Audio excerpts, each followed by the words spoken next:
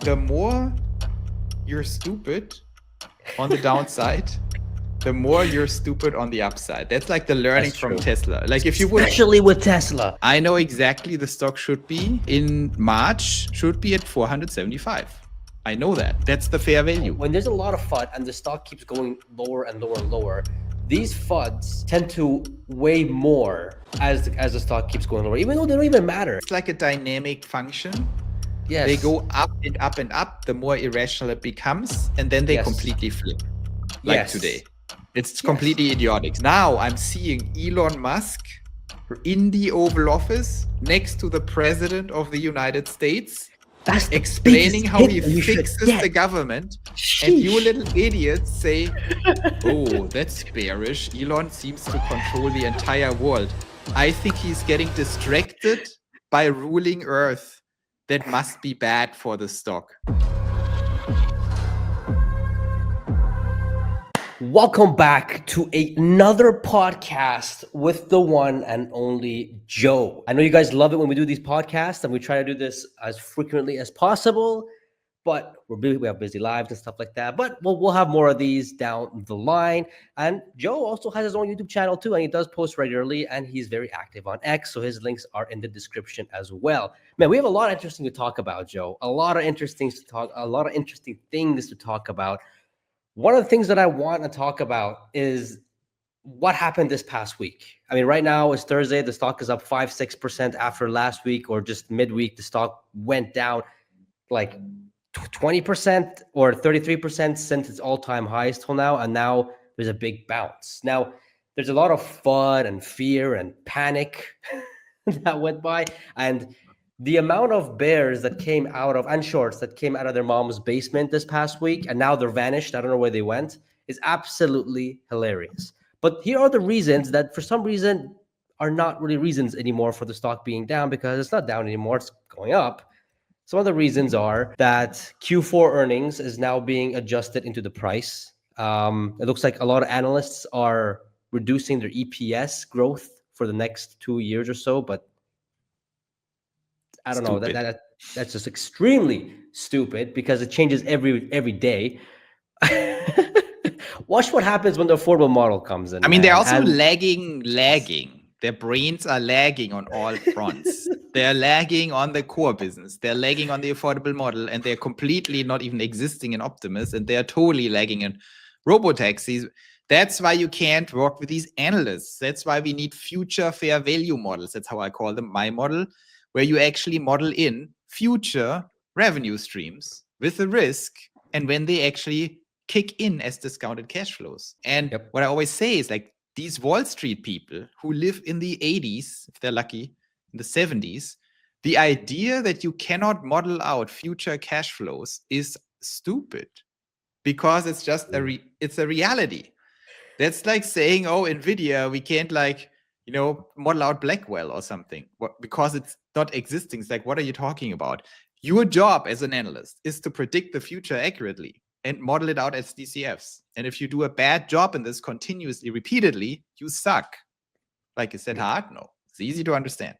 And so the way I see it is, the first step of a good future analyst is predict what a company is going to do, predict the revenue streams, then predict the timing, predict the volume of the revenue over 10 years at each point in time, and then attach a risk to it, right? So if discounted cash flow of Optimus is whatever, $20 trillion over, up to 2040, for example, then we put a risk on it and a discount rate, which is different. So you discount it down on the interest rate, and then you put a risk on the whole thing and say, I discount the whole thing by 50% because I think there's a 50% chance it doesn't happen, or a 50% chance it happens only at 50, or 100% chance it happens at half the cash flow. And then you have your model. And no one does that. I mean, I do it. That's why you should listen to me. Søren Basher does it. So there are smart analysts, but I mean, I'm not just an analyst, but there are people who do smart models like Søren and me, and there are people who do dumb models where they explicitly tell you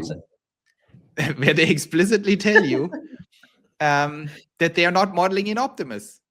Like, what do you mean? So you think there is no Optimus over the next 15 years? That's just blatantly wrong. You can argue, oh, there will be only 100,000 sold and not 4 billion. Sure, you can have that debate, but you cannot say there will be no Optimus. You cannot say there's no robotaxi. So any analyst who does not model everything in is doing the wrong thing. That even includes ARC, which is very smart, but they still fall into that trap of the analysts to say, well, we model out robotaxi, we are very bullish, but we don't recognize Optimus. I mean, they're sticking to the tradition of Wall Street, but I'm saying like, no, your job as an analyst, when I talk to other people and share my opinions about the future of a stock price, is to have a holistic picture of that company. You cannot go to war and do war planning and you have two enemies and say, oh, but I know they are both going to attack me, but I'm only going to plan one out. It's like, what? So, and then what? That's stupid. But you know, Joe, I mean, like all these analysts, they're in their spreadsheets, it's only 6 to 12 months. They don't look past that. And they don't add anything in until something happens, which is why we have the opportunity to buy it on the cheap. But here's the thing. I mean, they do. The funny thing is they do the things I'm doing, except for considering the most important revenue streams. They're trying to do what I do on a very like infantile, childish basis. So for example, I project out the revenue over the next 15 years, but I only recognize 10 of them, the next 10. And then I do discounted cash flow models. So they're doing this kind of indirectly by considering growth rates. They're basically saying, oh, a PE of 100 is fine if you have a growth rate of 50% or whatever. But that's like how a child would do it that never really understands what they're doing. I don't care about growth rates and PE ratios. If you have a conservative approach, you say, I do 10 years of discounted cash flow. That's the value of a company. In my mind, you can also say 15 years if you're more, But conservatively, it's 10 years looking into the future. If you buy the entire company, how much cash is that thing going to generate you over the next 10 years? That should be the price of the company in a conservative world. Now, if that company adds new revenue streams, you have to put them in. But of course, it's the future, so you discount it.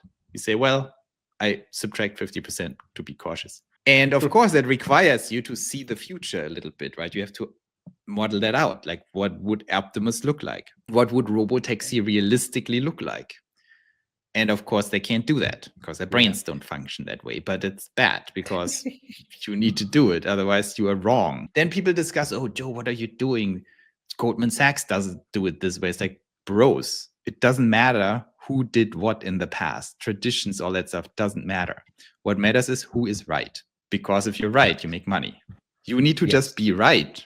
You need to predict. And like, it doesn't matter. Like, you are measured against if you are right. And my kind of fair future value, where I by month now, I broke it down even more by month, have a fair value of Tesla based on the 10-year discounted cash flow. So I know exactly where the stock should be. What's the intrinsic value? And if it's way below that, it's a discount.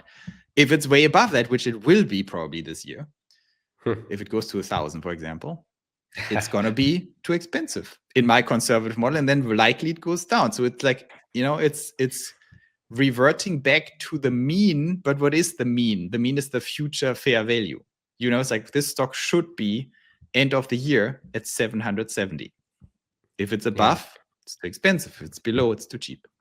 And it's very important to have that also for new investors. If you don't have some form of reference point at each point in time, then you get lost in technical analysis. Like, oh my God, is it bottoming out? Is it a double bottom, a double W, inverted M? It's like, it's very important to have a reference point and some substance to it. It's like, well, I know the stock should be, I can tell you, we can look into the model later, but I know exactly the stock should be, give me 1 second, in March, should be at 475. I know that. That's the fair value. I'm not saying it will be there. I think it definitely will not be there in March. Well, probably not. But I know it should be there. And so if it's at 350, I know it's like a discount of $125, free money.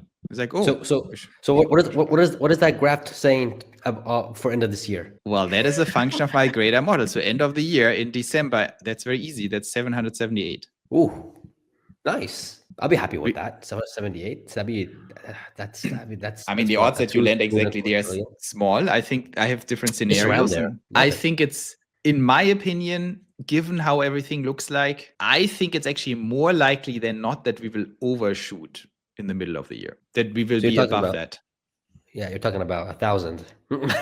Something about, because that's how, the more you're stupid on the downside, the more you're stupid on the upside. That's like the learning That's from true. Tesla. Like if you would, Especially with Tesla. because Especially it's with like, Tesla. if you're a rational investor and you say, okay, I understand it should be at 475 in March, at 509 in April, at 543 in May. Of course, there will be some changes in risk if they launch and everything. But no, they're gonna, I have different scenarios, but they're gonna suppress it. It's like, no, it should be at 509. No, let's keep it at 350. But then June happens and then they freak out and then they drive it up to 700. And then they figure out that was too much. It's like, yeah. And then it drops. So, and once you understand that and have your scenarios planned out, then it becomes, then you put yourself in the right seat for smart options trades, for example. Yeah, and this is why dynamics. This is why swing trading Tesla, you can make a whole lot of money if you're doing it right. Not financial advice. None of this financial advice. We're just, we're just two guys talking. But one of the reasons why I love having Joe on this podcast, on the channel, trying to bring him back as many times as possible, is because he's an economist. So he has a different view on these things, and I mean, it blows my mind sometimes when he shows his tactics and his thoughts and everything, and I love it. And yeah, it's I think it's important. I mean, I came up with most of the modeling strategies I have myself, so I didn't learn from anywhere. I know how analysts do it. That's not very impressive to me. I think the technical crowd in the options, like there are some people on X, they're like hardcore bros, right? They're like, this is the people with the swords. Flacco, Lord Flacco, and the gang. Flacco. Man. And so these people, I mean, I love it. And these people, they're not technical analysts or fundamental analysts. They're like hardcore. They have the swords. They're like hardcore traders. Like, okay, I have that much money. I want to maximize it. And I'm definitely not happy with just making 10x on Tesla. When the stock 10x's. I want to kill it. And so, of course, then you take enormous risks. But, for the smart guys, I mean, it's actually a great exercise because you need to holistically look at all these pieces, what's technically happening, macro happening in the markets, what's happening fundamentally, when are the launches, because you are fighting with reality, right? You have to win over reality. You can't say, oh, I'm only doing technical. You need to be right. And I mean, this week was a great example, right? It was like when you're in the moment, that's where it counts. Everyone can talk, but can you act?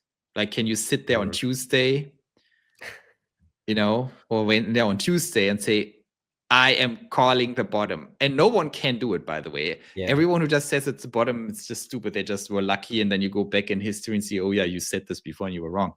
But I said very explicitly, the odds that it's the bottom are sufficiently high now. It could have broken through. It can still double bottom. There's still 315, there's 280, it's resistance and stuff like that. Yeah. But why it's important that I use my model is because I understand what the fair value is. And when the fair value is 475 and it's at 325, it's just becoming exponentially harder to drop this thing. Yeah, further. And the way that it drops, the more severe it drops, the sooner, in my opinion, it bottoms until something else happens.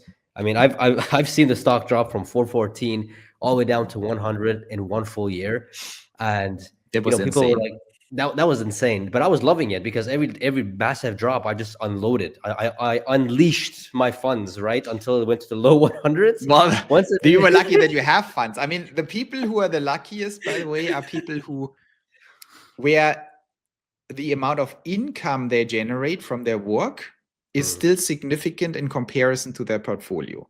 These people are lucky because in bad times you're fully invested, but you have money coming in. And that's where you really make the money. Of course, if you're more successful in trading over time, that goes away because then most of your income, right? If you make 10,000, if you can invest, let's say 2,000 a month through income and you have 50,000 portfolio, that's significant, right? So even if you're fully invested, it drops, you have these 2,000 coming in. So that boosts you in bad times because you can DCA. But if you have 1 million and you have 2,000 coming in, it just doesn't matter. Yeah. So And a lot of people ask me like, Pejjy, you buy like 2 shares almost every day. I'm like, well, yeah, every month I give myself like a tax. I tax myself, and sometimes I go over it because if the opportunity is too good. I mean, last 2 months I haven't been buying, so that pile has been piling up, and those funds I would invest. I would buy 2 shares at a time, and the more lower it goes, the more I would double down. Like I would buy like 4 shares or 6 shares or 8 shares or 10 shares. I always buy them in couple shares. I never buy them in odd shares. um, but then when it goes stupid low, like if it goes below 300, that's when I'm ready to just pile whatever I have into it, because it's like I'm ready for that. But yeah, that's kind of yeah, always the risky question, right? If Tesla, because for me, I can't do that necessarily because the portfolio size relative to income is like small enough. So once you're in that position that you're basically just playing with your portfolio, it becomes very tricky, right? Because you're it's a out of different dry story. powder very quickly. Like, oh, what do I do then? But then you have leverage, right? You could sell shares and buy options. You can take on margin, but these are all, then you're going into very dangerous territory. But if you're cold-blooded, experienced enough, of course, it pays off like crazy if you do it right.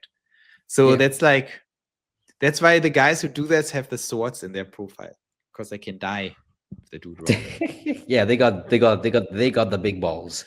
I'm just biased. they can work for Elon and Doge. They're the big balls. Oh sheesh. But other reasons why the stock had a big downfall is because silly reasons, like Kimball sold shares, like he sells every year. It's just stupid. Tariffs is another one. Elon being distracted on about Doge, OpenAI was another one. And then the thing is with these FUD is that when there's a lot of FUD and the stock keeps going lower and lower and lower, these FUDs tend to weigh more as the stock keeps going lower, even though they don't even matter. And other FUD that has nothing to do with Tesla ends up being a very big deal. It's like a dynamic function. Yes. They go up and up and up, the more irrational it becomes, and then they completely flip. Like today. It's completely idiotic. It's like, oh my God, Doge. Because you're talking about it's like the mentality of like a teenage girl, right? That's Wall Street. They go like, oh my God, I'm not pretty anymore. Or this is not pretty. It's so ugly. And then someone says, oh, she's so pretty. It's like, oh my God, maybe she's the prettiest. It's like, you're stupid. So, I mean, Doge. And I think for investors, the important thing is that's why you cannot just read X or be on finance media and then follow either the stock price and your sentiment or follow the sentiment. You're dead. You cannot follow. You have to first create conviction. What is your thesis on Tesla? Then once you have the conviction, you have to derive some kind of future fair value. Like, what is the fair value right now? Otherwise, you're just swimming in the middle of nowhere. And then if anything happens, that's also why you should follow me and Pejjy and everyone on X. We have a whole group on X where we discuss this in real time because we're all like trading on it. I derive a lot of value from it. I tell you, this is all great theories that I have, but once you're in the trenches, you're sitting there and this thing drops suddenly 7% after it dropped 15% the week before. And you're sitting there, should I really go in with $100,000 on call options? And you make one wrong move, guess what happens in the next 10 minutes? You have like $50,000. So you can't be wrong. And when you're right, it's of course good. It's the opposite. What I always do is like I go into the day or week knowing exactly what the future fair value is. I understand where the market trends are or the stock trend, right? Oh, we are going down. We are clearly getting dragged down. That was clear last week. And then when the FUD comes out, you have to look at each FUD piece or all the news that's coming out and quickly assess, is that bullshit or is there something real here? For example, NVIDIA and DeepSeek. I totally called that one out. Right? DeepSeek comes out and freaking NVIDIA, the largest company in the world, drops 600 billion, like drops half a Tesla, half an entire Tesla in like 4 hours. It's like, okay, so what are you telling me? You're telling me because intelligence became now even better and more affordable, that people will buy less chips that make that intelligence happen. It's like, make it make sense. You know what I mean? Like, just listen to that. Like, Like, of course, if intelligence becomes cheaper, they're going to buy way more NVIDIA chips, not less. And so that was so dumb Man, I love it. that I was sure it's a good move to go in. So I actually took 10% off Tesla and put it into NVIDIA. That was smart.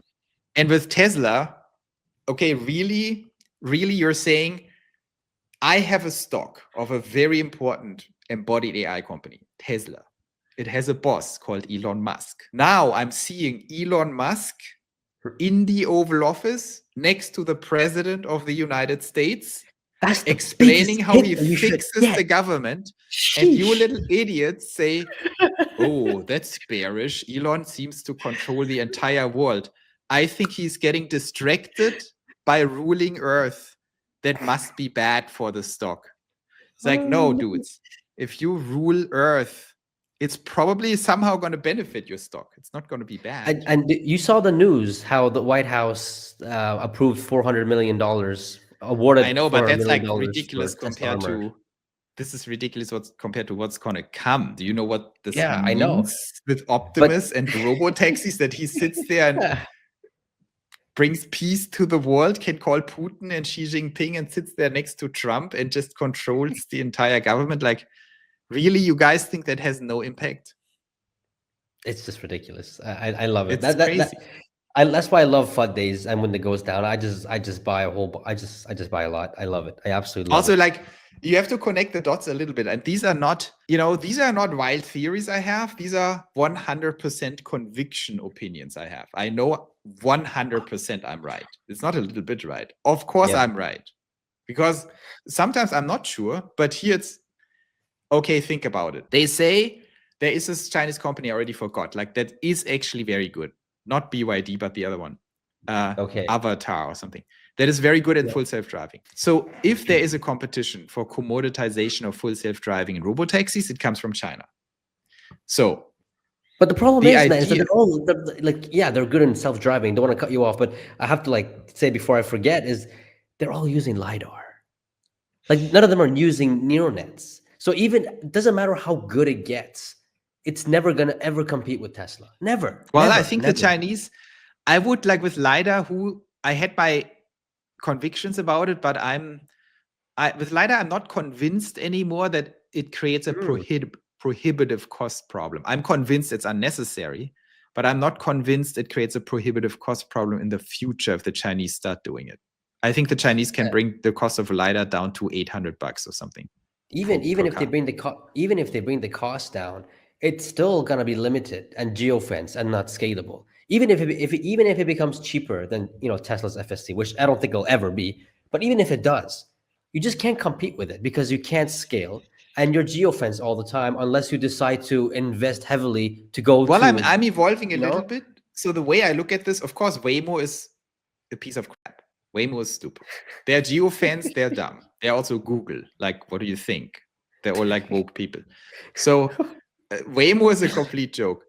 But don't underestimate the Chinese. So with the Chinese, what I think, I don't know how they're going to do it, but given that we live in the singularity, I actually came to the conclusion that full self-driving and robotaxi will be commoditized earlier than later. Because I think in 2028 or something, you can code a full self-driving software because it's like going to be crazy. You will have real intelligence. You will have all kinds of agents who just can do anything. So what does it mean? It means that the race for robotaxi and global domination of autonomous vehicles is not going to be in the midterm even the actual model, but it is going to be. It's the same with Optimus. Optimus will not have an intelligence advantage for a long time because intelligence will be too ubiquitous. But the key is, if you have a 2-year advantage right now, Tesla, right? It will take 2 or 3 years before someone can be as good as Tesla. With the exception of some Chinese, they might be already as good, but that's a different story. If Tesla can generate surrounding modes, which they can, which is scale, install base on manufacturing, they still win. And user base, right? Because commoditization of full self-driving doesn't mean you can compete with Tesla. If Tesla has like 30 million robotaxis in the market, you're toast. You can't do anything. It doesn't matter if you can have a self-driving car. So the way I view robotaxis, the bad news is I do think there will be commoditization sooner than later. So basically Tesla invested all the crazy money, all the crazy time, but in AI, you invest 15 years of research, but you only gain 3 months advantage. So compared to someone who did no research and just jumps in, because the tech is so vastly exponentially developing. You see this with all kinds of, once that inflection point comes, and I think it comes in the next 3 years. But if Tesla can, that's why I also believe Tesla is not going to delay much. Also with Optimus, they can't delay because they're smart enough to understand this is serious. The competition in robotaxi and Optimus is actually serious from China. There are 2 reasons why I believe Tesla is absolutely going to win anyway. Number one, that 6 months to 1 year to 2 years advantage Tesla has in being early allows them to basically get to multiple millions of install base. And once you're there, it doesn't matter if the other guys have it. They cannot catch up. You're already in the market and they don't have an advantage over you. They just are as good maybe. And then they're toast because they can't build the install base. They can't have the users. And so it is a race. That's your real mode. You need to be in the market. The second giant mode, talking about Doge and Trump, is that Elon just can play unfair, and he will. And unfair means, where is all the competition coming from? It's only one country. It's China. Yeah. And China, they can be as good as they want. When it comes to autonomous vehicles and robots, all you need to do is call Weidel, whoever the chancellor of Germany is soon, and Trump, and say, block them. First of all, put tariffs on them, on their cars. But second, national security. Do you really want like 30 million Chinese robotic cars roaming around America? Like, no. What if they just kill everyone, drive over people? It's stupid. And they spy on everything.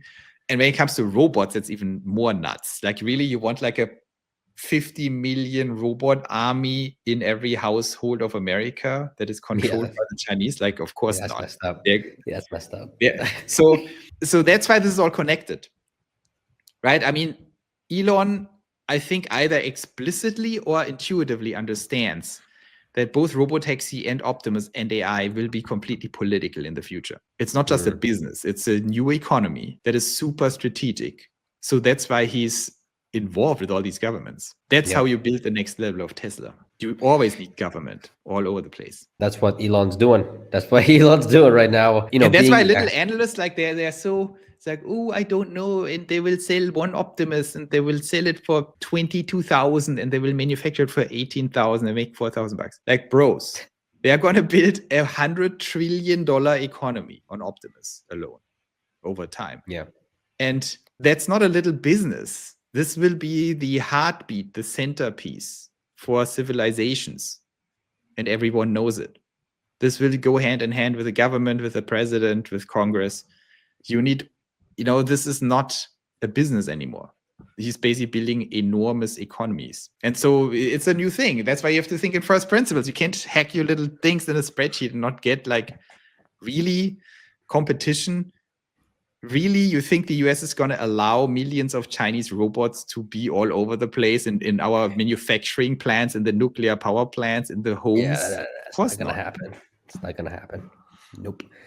Ain't going to happen. Nope. One of the big FUD that happened earlier this week is BYD releasing God's Eyes. It's their version of FSD, and it looks like they want to do it for free. But I don't know. To me, that's still silly because it's like...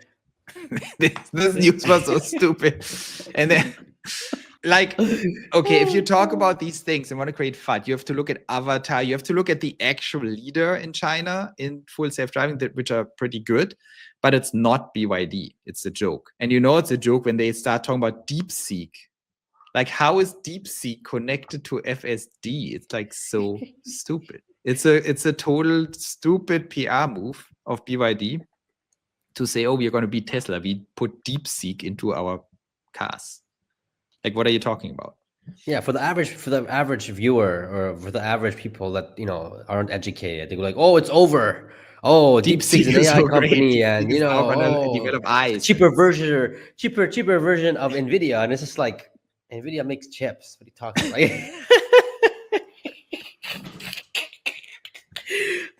my God, I love it. I love it. See, when you sit back, and this is for new investors, like if you like, you gotta know, you gotta have some knowledge when you're into this stuff. So when you see things like that, you just sit back and laugh at it, and you just buy more of the stock because you know it's just stupid. You know, I think it's important. I mean, that's the beautiful thing about the new world on X and on YouTube. For new investors, this is all very complicated if you're not doing it full time and don't understand technology enough. That's why you have to watch channels like mine, like Pejjy, like also the Cyber Bulls. Cyber Bulls are a little too deep in the weeds. Then you have to watch like 4 hours of video per day. So we are condensing this. But I think the luxury we all have is I always watch other people. You know, I want to have the latest. I watch Pejjy, I watch everyone. And I'm following Lord Flacco. I'm following like Flacco. Shout out to him. Flacco. Yeah. And he's watching my stuff. So we are, no one, when it comes down to really winning, there is no vanity. You should be as knowledgeable as possible. You should share your knowledge as much as possible. You should listen to everyone and believe no. That's always what I condense it to. Listen to everyone and believe no one. You listen to everyone. It's like, interesting. Yeah. Could be right. Gain perspective and take it from there. That's the best thing. And when I develop these models and have my, projection, hypothetical future stock price models, the reason I do this is you want to have these scenarios in your mind, pattern recognition. You can basically invent scenarios that are most likely to happen. So you can faster recognize, oh yeah, I thought about the scenario. It's probably scenario A, what's happening right now. And that helps you because it's about timing too once you're in more active trading. It's like, well, you don't have much time to make your mind up. Like you have to really think it through and then decide within a day or a few hours. Exactly. Sheesh. That's good stuff. Yep. Just building perspective, knowledge. So when shit hits the fan like it did like a few days ago, I was excited. I was happy because I was ready to buy more. But people, endless DMs and comments just came out of nowhere. Oh, Pejjy, what do I do, man? Please hold me. I'm so scared. What do I do? I bought at 430. Do I wait? Do I sell? And I'm just like, bro, you bought this for the long term, I'm hoping, not to get rich next week. You know what I mean? But I don't know. That's just how it works. And I try my best to calm people down by making these videos and stuff. And it's important to give people like the perspective. If you don't have a construct, a scaffolding in your mind with numbers and economics, it's bad because you're like a boat in a storm. Once you have these scaffolds, you can win. And what's interesting is that this year it's a little different because if you started in 2021, it was very painful because it's just down all the way to 2024, 3. But this year is going to be decisive. That's why everyone is so dialed up who knows stuff, right? We know, okay, this is going to be a crazy year, and 2026 is the craziest of all years. And from there on, every year will be crazy. So we are now really at the inflection point where Tesla is going to take over the world. And that means every drop is very interesting because it's like an exponential bounce that you get out of that, in my opinion. So it's very important to be on top of the game. Yep. Or in 2022, it was not important. It was just whatever. Close your eyes and wake up in 2024 because it's going to be horrible. This is different. It's very different. Yeah. Sheesh. Let's talk about this robotaxi thing. A lot of rumors going around that, the Cybercab could also be the affordable car, as we see some pictures going around where the Cybercab has a steering wheel in I think it was in Giga, Texas, where they were testing it out, which was I'm like, whoa. I mean, if if they have a Cybercab with a steering wheel, I'm a buyer. Simple as that. But exactly, Pejjy. So I'm torn because in my mind there are some very hard arguments against it, but then there are overwhelming arguments for it. Right? So let's start with the arguments against it. Franz von Holzhausen has said this thing will never have a steering wheel. So that was a little weird to say that because they would have already planned that. So that seems a little disconnect. Then it's a 2-seater. I don't know if it's smart. Would it be smart to launch a 2-seater? Like, doesn't everyone want 4 seats in an affordable car? Yeah. So I don't know. Yes. And then some dimensions of this thing is just, that's the question. Is that really an affordable car for the masses if it's very limited functionality in terms of seats? Okay, so that's the cons. And I mean, Franz knows everything. He would know in October last year that they were preparing this, but who knows? Who knows? That's the cons. On the pro side, that is what confuses me. On the pro side, I don't even see a future scenario where this is not the case, because it makes like no sense. If you prepare mass production of robotaxi, what happens if there's anything going wrong in demand, anything going wrong on FSD rollout, right? So if you plan 2026 scaling, what if there's any kind of delay?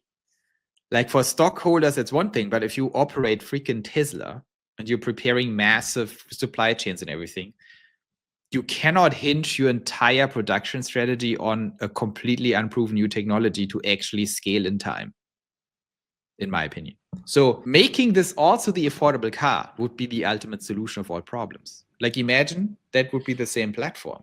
You could just go all out because you know you're going to sell millions one way or the other. You could just converge these two scaling problems into a singular platform. Model Q and Robotaxi. If both work, great, you scale as hard as you can. But if Robotaxi has any kind of problem, you just sell them as Model Qs. So I think it would allow them to go much harder into large scale manufacturing as fast as they can. Because think about it, are you really gonna, I mean, it just would put Tesla at enormous real risk, not stock risk, but real cash flow risk. If you prepare millions of robotaxis to be built and build out these supply chains and commitments and everything, and then something happens and you can't deploy them, that puts the entire balance sheet at risk. This is like a huge risk. Yeah. And so I think the incentive of Tesla to mitigate this by saying, like, if anything goes wrong with robotaxi, we just sell them as Model Qs, is such an enormous de-risking that I don't see how this is not the case. And maybe there's like a blended world where it's like not the exact same thing, but it's super easy to switch between. Like within a month, you could like repurpose the manufacturing line or something. It's basically, it shares everything, but has something slightly different, has a steering wheel, maybe. I don't know what you can do. Maybe it's slightly bigger, or it has passenger in the back. So I think there's no way in hell that robotaxi is not also the affordable model. That's why it's probably also getting a little delayed, if that's the case. But if that would be the case, I think it's ridiculously bullish, because that's not what Wall Street expected. They thought it's like a compromised little half Model 3, not a really new platform. If it's a really new platform, you get enormous advantages cost-wise. And if they want to build robotaxis this year, so I think in a perfect scenario, Model Q is delayed a little bit, 6 months, but it is the robotaxi. I think that would be ridiculously bullish. Because think about it. Like, think about all the costs and the effort and the madness that goes into large-scale car manufacturing of a new model. And they have these two big fat models that will be bigger, each of them, than everything they have. The Model Q and the robotaxi.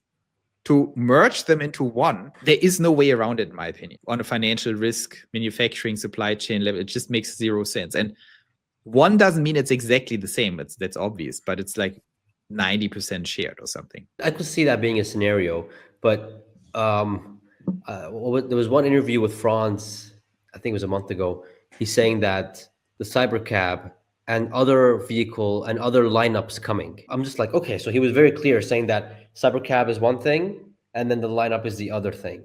But I think that's not a contradiction of that could still be 90% shared. I think that's like a manufacturing strategy. Yeah, no, I can easily see them if Cybercab doesn't work for some reason. I can see them like flipping it to like a car with a steering wheel and stuff like that. I mean, they're already doing it anyways. Is seeing those pictures and stuff like that. But that's interesting. I'm very excited to see what they're going to do. I'm very excited to see what the affordable models are going to be. I mean, the key for me is like the talking points would be, and maybe that's in the next earnings call. So the next earnings call, I find very interesting. Like normally with earnings, I'm like staying out of it, not placing any bets because you never know. In this earnings call, I think we have alpha over Wall Street because this earnings call is very different in April because they will talk about robotaxi launch. They will talk about Model Q. They will talk about all these things that we can anticipate, but Wall Street cannot. So that's rare. And I think because it's so new and disruptive, everything is changing now.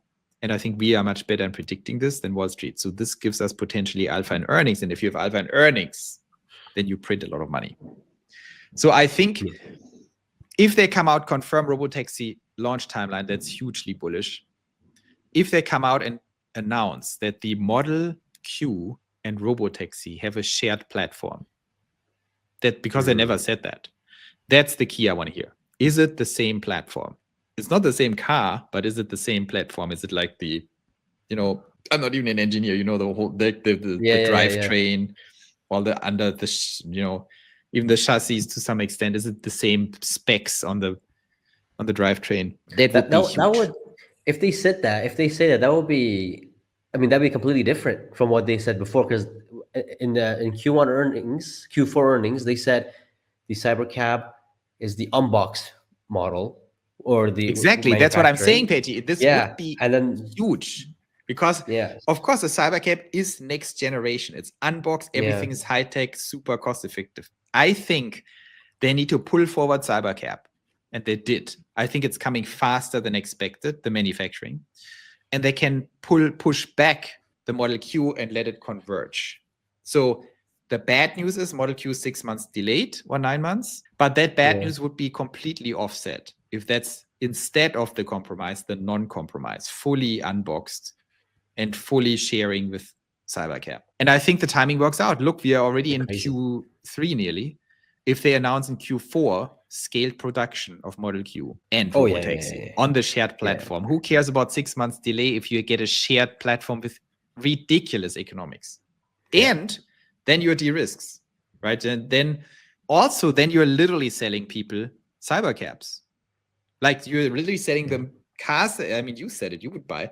You sell them cars where you just take out the steering wheel and really have a robotaxi. It's ridiculous. This is huge. Yep. I do not believe there's a way around it, in my opinion. We'll find out, but that's what I'm saying. I'm predicting that you can order the Cybercab sometime this year, end of this year, is what I'm thinking. But it's also much more elegant, right? Because I don't think it's that smart to sell people Cybercabs. It's like stupid. Because what you want to sell to people are cars that they can drive. But if you could sell them a car that can drive that is a Cybercab, then it's game over. Oh man. So this is what I mean. And it's like also like, it's the ultimate de-risking. It solves all problems. What if Cybercab is delayed? You cannot go into mass manufacturing with the risk that there's no demand. You're absolutely dead as a car company if that happens. But demand for Cybercabs is pending on some crazy innovation curve that we believe in, but you cannot bet the balance sheet on it. You cannot. So if you do this, you're fully de-risked. The risk is gone. And all kinds of crazy synergies. You make way more money. Everyone buys your robo-taxis now because they can just drive them around themselves and at any point actually send them to work. I mean, I think it's just enormously powerful. So if I wanted to do a deeper video and also talk with Jeff Lutz about it. And I will do this. So you got the first scoop here because I'm still thinking about it, but it's obvious. There is no way around it. But if that's the case, when that comes out, the stock probably drops because Wall Street is dumb. It's like, oh my God, Model Q delayed. But within a week, they would understand. Dan Ives would come out, Adam Jonas, they all would come as like, bros, think about it. This is insane. And then, so I think there's a drop and then it goes through the roof, if that's the news. With that usual with Tesla, nothing new on that. But the timing's important. I think it's like a DeepSeek timing. That news would drop the stock, but within 48 hours, it would bounce back because people are stupid, but they're not that stupid. And Wall Street analysts, the best ones, they would get it very quickly. They would come out like, no, listen, this is not bearish. This is insanely bullish. Who cares about 6 months delay? They basically skipped the entire intermittent step and now have a joint platform that is fully unboxed. Mega efficient, $15,000 cost basis or whatever. That's going to be crazy. They now unified the scale problem. Now they just have crazy scale. Yeah, that's the crazy part. That's the insane part. Sheesh. I'm not totally done with the prediction yet, but I mean, I'm 95% there. Like, how is this not going to happen? Like, it has to happen. But that's very big news. This is big news. We'll see what happens, and I think we'll get a taste of it literally months coming. I can't wait. Very excited. I mean, they have to basically explain it in the earnings call, in my opinion. Well, like maybe They could. Well, but I think in the earnings call, until it's not actually revealed, they're gonna go like, yeah, it's on track, it's coming. FSD unsupervised still happening in June. All this stuff until it actually happens. Maybe we'll get some gravy. We'll I mean, see. if that is so, we can already reason from timelines and first principles. So if this is the case, they cannot announce the Model Q yet, because the earliest this can go into production is probably end of the year. So then they have to announce it late Q3, the launch. But they can mention on the earnings call that they're converging the platforms. Let's see what happens. Very exciting. Very exciting. But this is Love very these good. predictions. And so Yeah. I think this is good to think about. I want to talk to Jeff Lutz. I'm going to invite him and hope to get him on the podcast, because I think he's the smartest guy in terms of really understanding manufacturing and everything, manufacturing. Yeah. But in my group, at the Reality Engineering group on X, I invite everyone. You guys can join us. Like, you apply, you tell us how many core shareholdings you have of Tesla, because we categorize everyone. We don't tell anyone, but it's it's basically for people with more than 500 Tesla shares who want to be more aggressive about capturing this opportunity. And I always say there are three types of people. First, the people who don't get it. It's like, okay, fine, you're going to be eaten by the robots. We can't help you. We can just try to explain. Then the people who get it and are long-term holders. They just buy with everything they have and hold, which is fine. That's smart. And then group number 3 are the aggressives, the flaccos. And we want to have more cautious flaccos, right? We basically say, dudes, this is not just the opportunity of a lifetime. It's the opportunity, I don't even know, of the millennium. And so it is smart to get really good at this stuff and maybe try to generate some alpha here. Be a little more aggressive than just 100% from time to time, right? To say, like, let's just, okay. Let's, like, for example, what just happened this week. Hello, 325. Are you kidding me with this wall coming? Yeah. So maybe we can be a little more aggressive, right?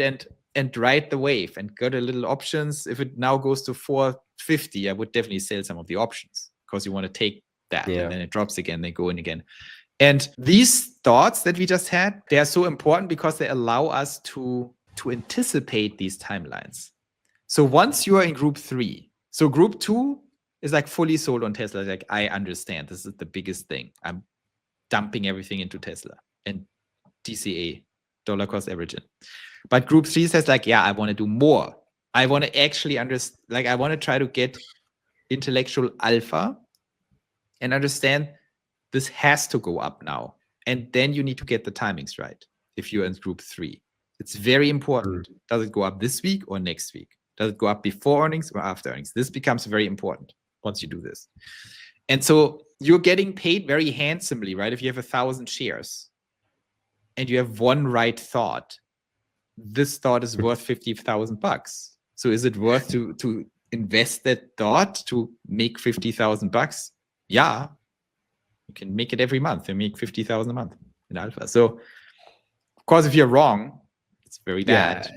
And it's not going to be good for your your thoughts. And I mean, that's why you have the self-doubt. It's like you're going into a fight with an advantage, but you can still die. So, I mean, you learn how to do all these things. You never take too much risk. You try to limit your options positions, right? So you can only lose 10% of your portfolio or something. I've had a Tesla tracker on this channel, and he looks at technical analysis, and he does that. I don't look at that stuff, but he's pretty good at it. He's very good at it, and he's saying that buy every single dip you can in 2025. And I'm just like, well, seeing what's coming, what's happening, hell yeah, I'm gonna buy every single dip in 2025. There's no doubt about that. Well, of course, if you run the math, it's easy to say buy every single dip, but you do a little option, so a little leverage. The difference between buying at 350 or buying at 325 is huge, right? So 350 is a dip, or 370 was a dip, 400 was a dip. So if you learn to, like, well, let's wait, and that's what I say on X. Some people don't know what that means, that I say this all the time. I always say, wait until you see the white in their eyes. Do you know what does that mean? No. You guys have to watch more Westerns, Western movies. The Indians are coming. You're in your little plan wagons. You have the guns, and they are attacking you. And it's about don't shoot them until you can see the white in their eyes. Because if you shoot too early, you're going to miss. If you wait too long, they're going to kill you. But if you wait until you can see the white in their eyes if they're like 12 feet away. So someone comes on a horse, running towards you, and you aim at them and you want to shoot because you're scared. It's like, oh, let's shoot the dude. Yeah. Well, but you have to wait until you see the white in his eyes. Like the white stuff, like the white. Okay. Yes. Oh. And so that's like when Tesla falls, it's basically the guy coming towards you with a gun, like, and wants to shoot you, and you cannot buy the dip until you see the white in their eyes. Like, I get it. It drops to 400. Can you see the white in their eyes? No, but I'm scared. I just lost 20. Well, wait, 380. I'm scared. You know, in the movies when they have the guns in the forts and they say hold, and then they say shoot. So that's like exactly what you have to learn, because you get very antsy. And it's like, I need to pull the trigger. It's like, wait, because you're so scared that it bounces back, and you wait and you wait and you wait and you observe the chart. You're cold-blooded, and when it bottoms out, then you decide, is it really the white in their eyes, or is it a fake bounce, and it's going to drop even more? Sheesh. That's interesting. Now I understand. So right, and that's what I mean with group 2 versus group 3. In group 2, you have the mindset of Tesla bull talking to Tesla bear. Oh God. It's like basically, oh, believe me, it's great. It dropped, but I'm going to buy more. Right? That's the mindset of most Tesla bulls, because they fight the Tesla bears. It's like, no, it's great. I buy more. But in group 3, you don't even think about Tesla bears. They're like, whatever. These guys don't even exist. You think about, of course, this is going to go to 11,000. I know that, but that does not mean I buy the dip. I wait because the dip might be bigger. So you basically don't have to think about these things anymore. You just focus on how do we optimize timelines. Sheesh. And all that talk like, oh, no one can call the bottom and the top, that's all stupid talk. Of course you can do all kinds of things. The more brain power you invest, the better you get. It's not about calling the exact bottom, but it's about calling when this thing drops to 380. I said 370 is likely the bottom. I got it wrong, but I didn't do much. Well, and then I realized, this is breaking through. And then I actually reduced my position, got rid of all the options, which was a smart move, got some NVIDIA. And then at 325, I went at 325, I said, this is ridiculous, but didn't do anything. And then at 333, I did something. So I'm pretty proud of myself, because that was, good timing. It wasn't perfect, but it's not about perfect. It was, I got rid of a bunch at 370, switched to NVIDIA, and I doubled down at 333. And I went in with 40% of my options position max, not with 100%, because I'm still saying, like, I don't know what's happening next. Maybe this goes to 300. So I want to have still dry powder. Yeah, I still got dry powder just in case if it goes. But yeah, to me it's like, I want to be able. What hurts me the most is that on big red days, if I can't buy, I'm pretty sad. I want to be able to get something, 2 shares, 4 shares, 5 shares, whatever. But it's good, Pejjy. It's very good, because you're definitely like in your mind between already. You're thinking a little about group 3, and group 3 just means to develop more like, okay, it dips, but maybe I'm not gonna buy. I'm looking at the charts. I'm listening to all the smart chart analysts. Like, okay, what's the most likely situation? Is it going to drop more or not? And if you think it's going to drop more, just don't buy it. Like, try to wait. And it looks like we just lost Joe. I think his internet connection just got cut out. But nonetheless, we'll have another podcast coming soon. So make sure you guys smash that like button, hit subscribe. God, but we had a really good conversation going on too. Oh, God. But another podcast will be coming up too. If you guys want to follow him, his YouTube and X are in the description. Make sure you guys give him some love. And again, guys, I love you guys so much. Make sure you guys get knowledgeable as much as you guys can by by following me and other guys as well, so you guys don't panic when it goes down, but instead you guys get greedy. And because once you guys know what's going on, then there's nothing to be afraid of and stuff. When the stock went down to 330, and who knows, maybe this is a big bull trap, we don't know, but nonetheless, red days excite me more than ever, because I know what I'm investing in, and I know what Tesla is and will become. But anyways, guys, I love you guys so much. We'll see you guys in the next podcast. See ya.